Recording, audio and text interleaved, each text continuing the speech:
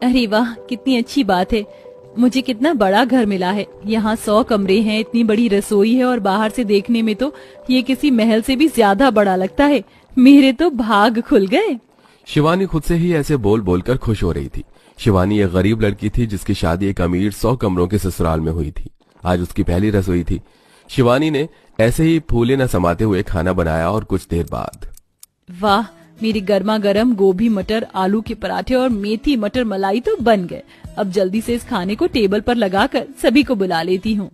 शिवानी ने एक एक करके रसोई से डाइनिंग टेबल पर खाना लगा दिया और फिर उसने सभी को आवाज लगाना शुरू किया। माँ जी, भूमि, केशव जी आ जाइए, खाना तैयार है। माँ जी, केशव जी। हे भगवान, मेरा तो गला ही सूख गया। किसी को मेरी आवाज गई भी होगी? मुझे नहीं लगता। एक काम करती हूँ, जल्दी से जाकर सभी को उनके कमरे से ही बुला लाती हूँ, नहीं तो सारा खाना ठंडा होकर बेकार हो जाएगा।